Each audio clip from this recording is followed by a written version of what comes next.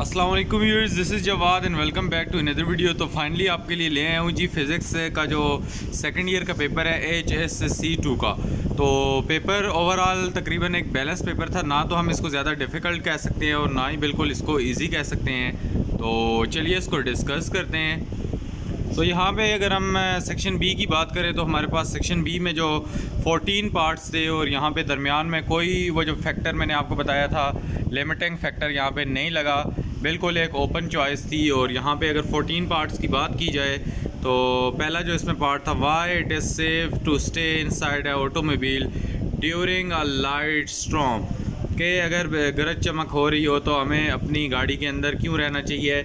ये तो मुझे अभी भी याद पड़ता है, ये पुरानी बुक वाला वही क्वेश्चन है और बहुत ही इजी क्वेश्चन है। और ये क्वेश्चन कहाँ से आया हुआ है? एक्सरसाइज से। और अगले क्वेश्चन की बात करें तो two charges are located 16 centimetre apart, at which point on the line joining the two charges is the electric potential zero. तो यहाँ पे हम पोटेंशियल को क्या करेंगे, इन्फिनिटी पे ले लेंगे।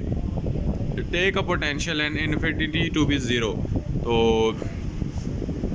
इसमें हमारे पास ये क्वेश्चन भी एक नॉर्मल सा क्वेश्चन था। उसके बाद describe the circuit on which will give a continuously varying potential. तो इस क्वेश्चन को अगर हम देखें तो ये भी इतना मुश्किल नहीं था, अगर आपके कॉन्सेप्ट क्लियर थे तो आप इसका आंसर दे सकते थे।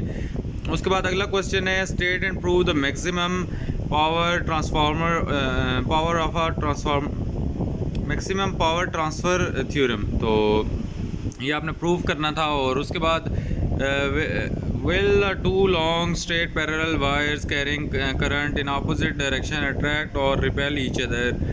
और उसके बाद explain briefly। तो यहाँ पे जो स्ट्रेट पैरेलल वायर्स हैं ऑपोजिट डायरेक्शन में हैं, तो ये आपस में एक दूसरे को अट्रैक्ट करेंगी या रिपेल। तो ये क्वेश्चन भी बहुत इजी था। उसके बाद व्हाट इज़ अ गल्वानोमीटर, और ये डेफिनेशन थी और साथ में इसका एक न्यूमेरिकल था जिसके फार्मूला आपको पीछे दिए हुए थे। उसके बाद can efficient step of transformer increase जो पावर लेवल है, तो ये भी एक जाना पहचाना क्वेश्चन था। तो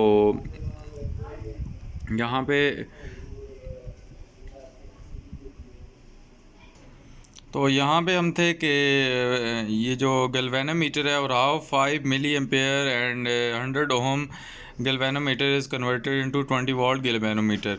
तो नीचे आपको फार्मूलाज में अभी दिखाता हूँ, पीछे दिए हुए थे। और उसके बाद can step of transformer increase the power level, ये जो 7 नंबर क्वेश्चन है, तो ये भी इतना मुश्किल नहीं था।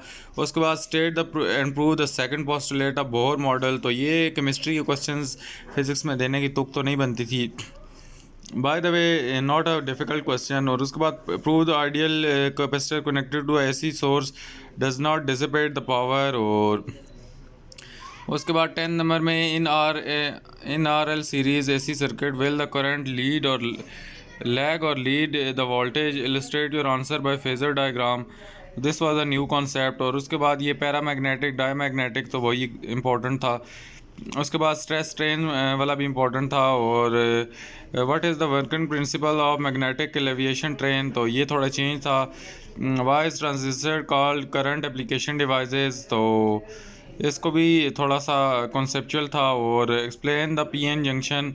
और उसके बाद relationship between alpha beta of a transistor, the life of electron in excited state, तो ये न्यूमेरिकल था। और what is the wavelength of second series, तो ये जो पैस्कल सीरीज़ हमारे पास है इसकी वेवलेंथ बतानी थी, जो उसकी सेकंड लाइन है। और फैक्टर्स ऑफ फ्यूजन, और ये अभी शॉर्ट जो मैंने आपको बताए थे, अभी मैं इनमें से आपने मुझे बताना है कि इनमें से कितना परसेंट आया है। लॉन्ग तो मैं बता सकता हूँ क्योंकि मैंने आपको दूसरे क्वेश्चन नंबर की फॉर्म में दिए थे, तो वो अभी जाके मेरे से देखने का टाइम नहीं है क्योंकि अभी काफ़ी और वीडियोस भी बनानी है और काफ़ी और काम भी है। लॉन्ग क्वेश्चन पे आएँ तो यहाँ पे 2 लॉन्ग क्वेश्चन करने थे सेक्शन सी में।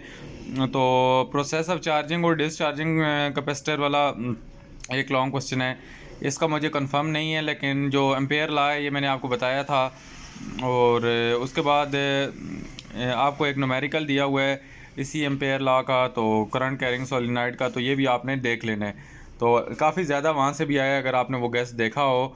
जिस बच्चे ने गेस्ट नहीं देखा, तो अगर कोई नया है चैनल पे, तो उसको मैं ये बताता चलूँ कि हमने जिस तरह 9th 10th के पेपर थे उनके गेस्ट अपलोड करते थे, इस तरह फर्स्ट ईयर सेकंड ईयर के भी करते हैं। तो आप लोगों का थोड़ा मुझे भूल गया था कि आपका पेपर भी है या नहीं कल, तो इस वजह से ना ही फुल बुक गेस्ट आया और ना ही आपके MCQs आए। तो अगले पेपर में ऐसा नहीं होगा। अभी मैंने डेट शीट अपने सामने प्रिंट करके लगा ली है। उसके बाद state the impedance of the AC circuit, derive an impression for RLC और AC सर्किट। तो ये सर्किट्स का आपको बताया था कल। एक्स रेज लाजमी मैंने आपको बताया था लॉन्ग क्वेश्चन के लिए। और बाकी ये आपको एक डायग्राम आई है, इसमें आपने करंट फाइंड करना है। तो फार्मूलाज आपको गिवन थे, it was a easy thing. Photo electric effect और न्यूक्लियर फ्यूजन का भी मैंने आपको बताया था। और फार्मूलाज में आए तो फेडरल बोर्ड ने बहुत अच्छा काम किया है। आपको सारे के सारे फार्मूलाज जो भी इंपॉर्टेंट थे वो इधर पेस्ट कर दिए गए हैं। और इन फार्मूलाज को यूज़ करते हुए आप अपने जो न्यूमेरिकल्स थे और जो भी शॉर्ट क्वेश्चन थे उनमें भी फार्मूलाज लिख सकते थे, और अपने जो लॉन्ग क्वेश्चन थे उनमें भी फार्मूलाज यूज़ कर सकते थे, न्यूमेरिकल में भी यूज़ कर सकते थे। तो this was a very very good step and good initiative by federal board to come out of the rote learning. तो इन्होंने जो रटाबाजी से बाहर आने की कोशिश की है SLOs बेस्ड करके, तो it was a easy thing as compare to अगर सेकंड ईयर के प्रीवियस पेपर लिए जाएं तो it was a good paper. क्योंकि यहाँ पे बेशक यहाँ पे क्वेश्चन आपको थोड़ी क्वेश्चंस की जो डिफ़िकल्टी लेवल था वो थोड़ा इन्होंने दिया था आपको कॉन्सेप्चुअल। लेकिन आप अगर पिछले पेपर देखें तो जो यहाँ पे दरमियान में एक बैनर लगा होता था जहाँ पे चैप्टर 1 to 6, तो ये 20 में से 14 करना, it was a very very good choice, it is a very open choice. तो ये बहुत अच्छी बात थी आपके लिए। तो आप इस पेपर को इस लिहाज से मुश्किल नहीं कह सकते, क्योंकि पिछले सालों में जब हम पेपर देते थे तो फर्स्ट ईयर सेकंड ईयर में मसला ही यही होता था कि यहाँ पे हमें 20 में से हम कोई से भी 14 नहीं कर सकते थे, हमें चैप्टर वाइज सारे चैप्टर करने पड़ते थे। तो उस लिहाज से देखा जाए तो आपको कितने 6 क्वेश्चन की आपको चॉइस मिली है, तो it is a very big choice. और लॉन्ग क्वेश्चन में भी ये आपको बड़ा ईजी सीन था।